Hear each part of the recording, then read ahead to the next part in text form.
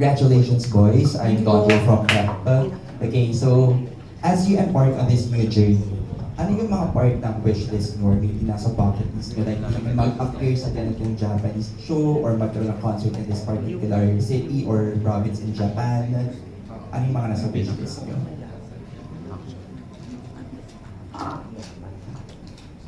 Ako, big dream ko talaga for us vision is maka-perform sa Tokyo Dome. And if hindi Tokyo Dome, pwede muna sa Korakuen Hall. It's a big venue rin kasi big fan ako ng wrestling and malaki rin yung wrestling in Japan, New Japan Pro Wrestling. Tapos lagi sila din yung venue. Ay, nakita ko may fan din. Yes, sir. Sobrang dream din namin ng vision na makapag-perform sa Summer of League. Ako naman po, gusto po namin na maka-perform din po sa First Take. Ano niyo po yun? Yung ano, bale, yung nakapalibot ng mga microphones. Tapos kanta lang po kami dun. Gusto namin mag-guest din doon. And also dun sa Music Station, isa po siyang TV show, parang music TV show in Japan. Gusto po din namin mag-perform dun and share our music. Yes, and of course, parang habang ine-envision namin yung mga stages na nandun kami, at the same time, we're very proud sa mga P-pop na nagpa-perform dun sa stages na yun. So, we're looking forward also na, syempre, lumaganap yung music ng OPM and makasama kami doon. Yun lang. Ako gusto ko talaga sa Summer Sonic. Gusto ko yung, yung pagka-quality ng audio, gusto ko ma-feel yung ganun. And lastly, any other single na meron pang Japanese translation? Like, siya sobrang init, or pelikula. Actually, marami din po kaming pinitch na songs sa Japan. Gusto lang po namin talaga unahin yung KNT kasi it's their favorite and favorite din namin siya. And we feel like itong song na to for Japan launch, talagang isa siyang statement na it's a connection, it's a crossover between OPM and Japanese music. So, ayun. Thank you, congratulations. Thank you po! Thank you po! Thank you so much po. I believe we have a question po from Sir Audrey. Lumo! Lumo! Lumama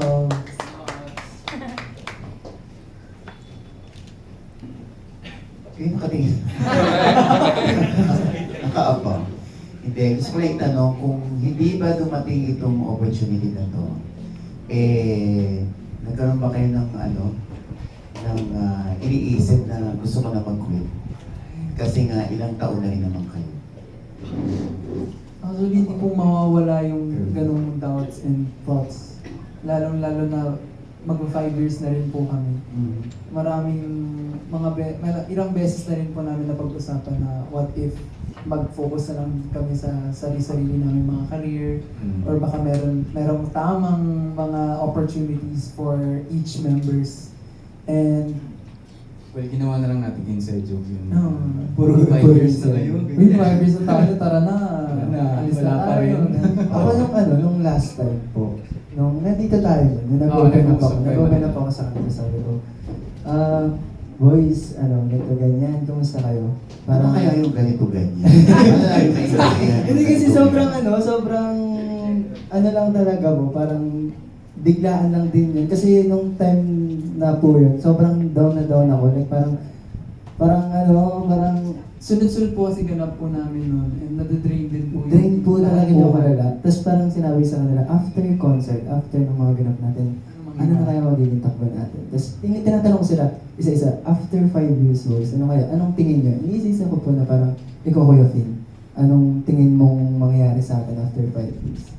Tapos parang, wala. Gusto ko lang din po kasi mailabas yung feelings ko po na parang, for sure hindi lang din naman ako nakakaramdam nito, sila rin. Yeah, tapos yan, sunod-sunod lang. Kasi Sam, pre, alam mo, ako rin nung time na to. Actually, naramdaman ko siya. Sabi ko, tatanong to ng ganito. Sabi ko, siguro nararamdaman niya rin yung nararamdaman ko ngayon na, 5 years na, saan na tayo? Ano nang gagawin na? Ano na mangyayari sa atin? Tapos, paulit-ulit sa amin sinasabi siguro ni Lord na, huwag kayong susuko, ito sa inyo, Japan. Ganun. So very thankful kami, and very blessed. Nung nalaman po namin parang, oy! Oy, may Let's liwanag. Isa po sa mga parang binigay sa amin yung Japan. Pero ang dami pa rin pong ibang blessings na after ng concert, sunod-sunod din talaga yung iba pang mga ganap Yeah. na binigay sa amin. And parang sign po siya na kung iniisip niyo na tapos na to, ganyan-ganyan, marami pang pwedeng mangyari, marami pang pwedeng opportunities na ibibigay sa amin. So, yeah. Okay, so next question. Kung hindi ba kayo pinagbabawalan ng mga girlfriend? Ay!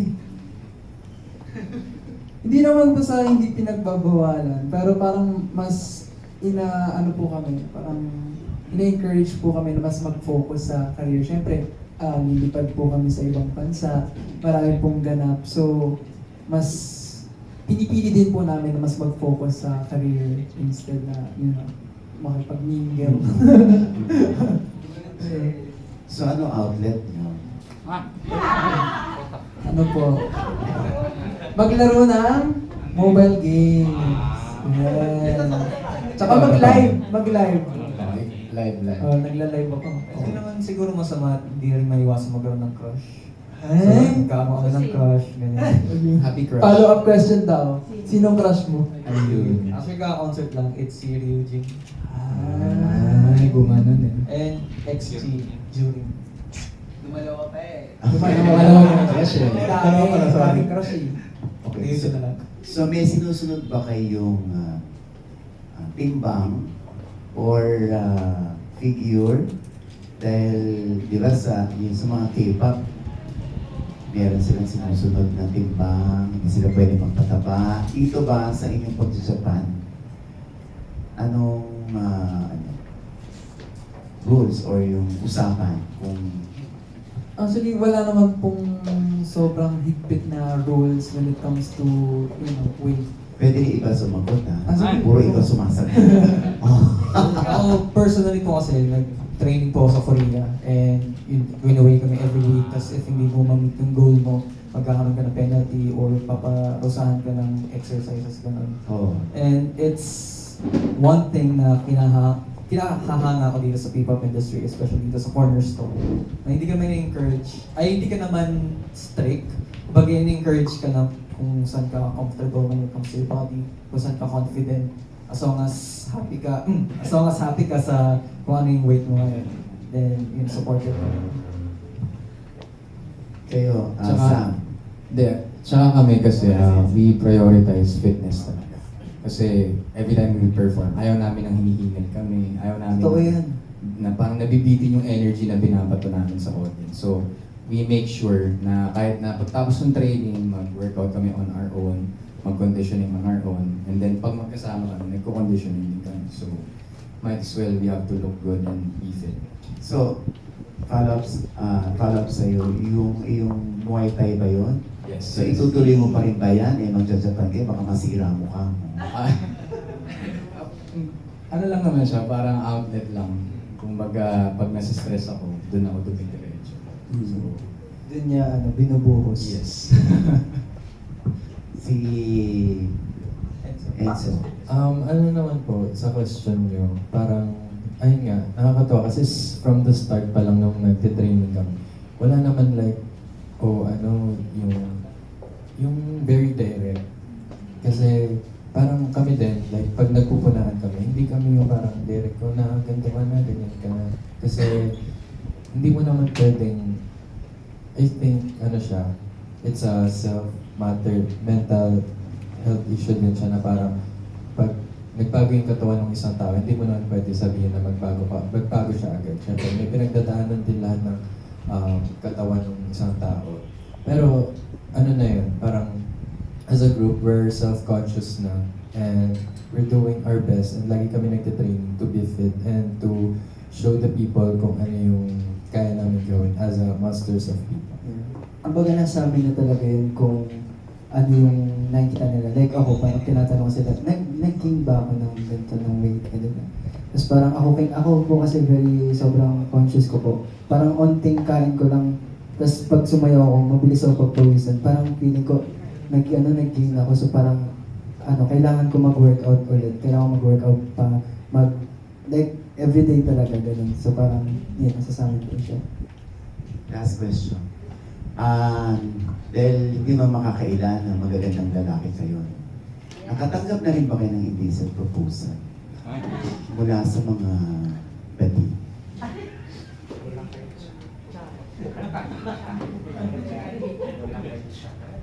Anong kwento?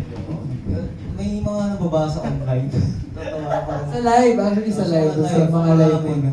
Tsaka sa mga request message. Yung DM. Sa mga request na message. meron po. Ano ang mga pautot na proposal nila? Or may indecent pa silang Ano ba? Siguro yung ang pinakamalala naman po sa akin is yung parang nag-request na pwede ka bang mag-send ng ganito o ganyan. Pero nasa request po siya, hindi ko siya sinisin eh. Hindi ko ano yung ina-accept ganito yung ganyan? mag-send ng Nude? ganun po. Mga ganun. Uy, hindi yun yung sinend ko sa iyo ha. Ay, wow! Chocolate! Sino pa? Yung mga ganun po. Pero kayo ba? Yeah, parang same lang din. Nag-aaya ng video call, ganyan. Oo. Alok ng amount. Ayun. Kasama? Oh, may ano. Magkano?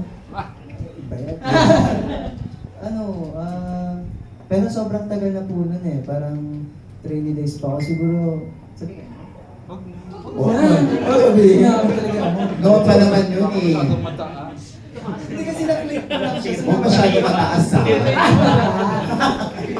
Bigay na rate. Parang kasi parang yung proposal niya parang very formal. So parang na-curious ako kaya pinindot ko.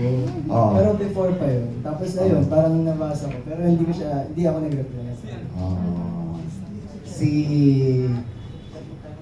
Sam, meron ba? Ganun din, same lang. Na mag-send ng ganitong photo, ganitong amount. Pero yun. So wala na, kayo lang tatlo. Si Enzo, May nakita na ako online nag-message. Kasi, di ba pag sa mga hidden requests, tapos hindi ko makikita yung message, sa lagi lang yung message. So, curious ako yung click ko kasi minsan may mga importante doon eh. So pagka-click ko nung isa, sabi wala ba daw picture ng armpits gano'n. Oo. Sabi ko ba, anong meron? Oo, kasi yung iba kasi gusto makakakita ng kilikili. Totoo. Anyway, Meron po noon. Lagi po nagre-reply sa story ko. Parang nakikita ko lang din siya. Pero hindi kasi. Hindi, gusto ko lang sabihin sa inyo na pag may mga indecent proposal kayo natatanggap or nababasa, kahit hindi naman nagre-reflect na sin siya, isang patunay yun na malakas ang dating din. Kaya minsan binibigyan kayo ng presyo halaga. Hindi dahil binabastos kayo. Kasi kung pangit naman kayo, ba't nagkaalo kayo? Diba? Kaya matuwa na rin kayo, wala na, cute lang na. Huwag na lang sagutin. Ha? Ayun. So, sinabi ko na, huwag na sagutin.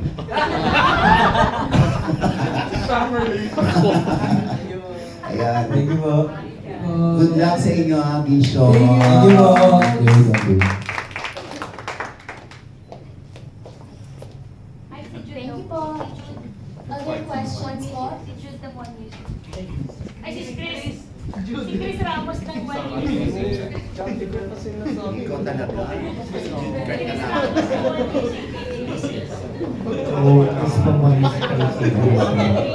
Hello po. So, curious lang ako, nung nabigay yung mga people from PIA from PIA for the first time, meron ba silang mga specific na sinabi sa inyong mga observations or pointers or mga feeling kind of observations sa email or sa hip-hop in general? Kasi nung pumunta po sila dito, nung nagkaroon po kami ng meeting, sobrang natutuwa po kami sa kanila kasi sobrang cute nila. Tapos sinabi nila sa amin na meron daw J-pop group na medyo similar po ako. So, para sa amin, it means a lot rin. Kasi, parang of all, yung tinrust kami ng PIA Corporation na sinabi nila na may big potential daw kami sa Japanese market. So it is something that we're humbled for this opportunity, and sobrang excited din kami na makapunta sa Japan to meet the corporation again and to perform sa Japanese audience. Yes, and actually, add ko lang na parang nung first meet namin, may dala-dala silang treats from Japan. So parang ang cute lang din na they're formal and at the same time parang may ano din sila, fun side sila na pinapakita. And ay parang yung first impression din nila sa amin na mukha daw kaming Japanese ganun. So, ayun, we're looking forward to work with them. Kasi sobrang thoughtful din, diba? Kasi nga, aside from sa gift na binigay nilang treats, nung concert rin namin, alam niyo yung Dixon, yung mga character namin. So, Yes. May binigay sila na ano din, na parang fan na may ano namin, name namin in Japanese, tsaka mga stickers na kung ano yung personalities namin. Ayan. Ayun. Sige, thank you. thank you po. Hi, congratulations. I'm Kylie from Parsing. Hello. Hello. Kanina you were mentioning na meron pa kayong mga ibang pinitch na Japanese songs. Ganyan, na itatranslate sa Japanese aside from KNT. Kung kayo ba yung papipiliin, ano yung personal pick nyo na among your songs na sa tingin nyo, yun talaga yung vision or yun yung magandang i-translate and i-introduce sa Japan? Actually ako, personal favorite ko talaga yung KNT the moment na nirelease siya. So sobrang natuwa ako na KNT yung pinili. And wala, nagbibigyan kasi ng light yung KNT na matagal ko ng year na sabi ko, best sikat din yung KNT. Paulit-ulit kong sinasabi sa kanya yun simula pa nung nirelease namin. So hopefully this time talaga ng KNT, na KNT number 1. Aside from KNT, favorite ko talaga namin yung KNT kasi nire-request lagi namin siya na last song siya kasi pang party po talaga siya sa mga set list namin. And ayun, aside from KNT, isa sa mga songs na pwede ko sabihin, isa sa mga songs na pinitch din namin na translate din in Japanese is Pelikula, yung latest single po namin. Nung narinig ko po siya natin translate sa Japanese, sabi ko, meron din siya, maganda rin yung flow, maganda rin yung approach niya when it is translated to Japanese. And parang mas naging romantic siya pakinggan nung pinakinggan ko siya in Japanese. And excited ako, baka in the future, isunod namin siya na single, yun.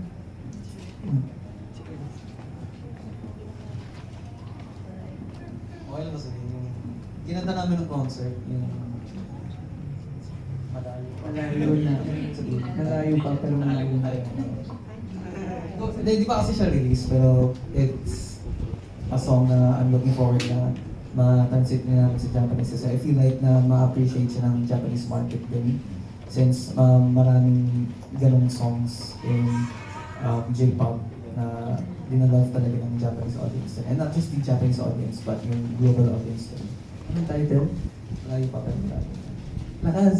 Malayo pa pero malayo na. Yeah. Strict siya. Ako gusto ko parang marinig. Curious lang ako sa SSL. Yung sobrang emo. Parang wala kasi very sexy siya, di ba? So parang ano kaya magiging reaction, di ba? Kapag naging ano siya Japanese. Yun din, actually, in mind ko is sobrang ingat SSI din. Kasi since may KNT na may mellow na, may malayo pa pero malayo na, what if try natin naman yung sexy genre? So, tsaka sandal. Outside itong mga goal nyo sa shows and concerts, ganyan, meron ba kayo as a group na parang dream puntahan or i-try or something like that sa Japan? Ako po, gusto ko silang dalhin na, parang galing na dalhin. Gusto ko po silang parang makasama sa Tokyo Disneyland. Kasi isa po talaga yun sa goal kong puntahan. Ito ayaw nito eh. Kasi iba po yung mga amats niya eh. Iba amats nito eh. Pero pipilitin kita, wala ka magagawa. Kasi parang healing child, inner childhood yung pagpunta sa Tokyo Disneyland. So, i-heal naman natin yung inner child mo. Bakit ayaw ni Ah, iba po kasi amats niya, gusto niya yung mga View, mga peaceful. Ako gusto ko mag sa Shibuya Crossing, picture ako. Tawid ako. Tapos bibidyohan ako ni Sam. Post ka ngayon sa akin.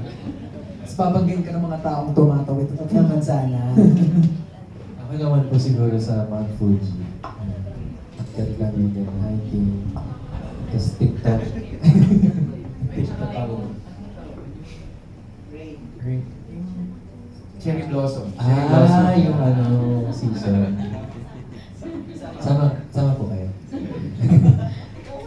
Ako nakapunta akong Osaka way back 2018 yata. Yeah. Tapos mag-isa lang ako, mahilig isa mag-travel mag-isa. Tapos yung time na yun, nagko-collect ako ng Godzilla figures, gano'n. So mag-isa ako, parang lonely ako that time. So nung time na nandun ako, sabi ko, sana pagbalik ko dito sa Osaka, may kasama na ako. So I'm looking forward na makasama ko yung brothers ko sa Osaka. Tsaka si Godzilla. Si Godzilla. Okay, last na lang. How soon, may hint na ba? How soon before makita namin kayo to take your first stage sa Japan? As soon as possible. This year, basta this year po. Yes. Goal po namin makapunta this year and mag-share po ng music this year. Vermont. Pwede, hindi ko alam. Okay, Abangan. thank you. Thank you po.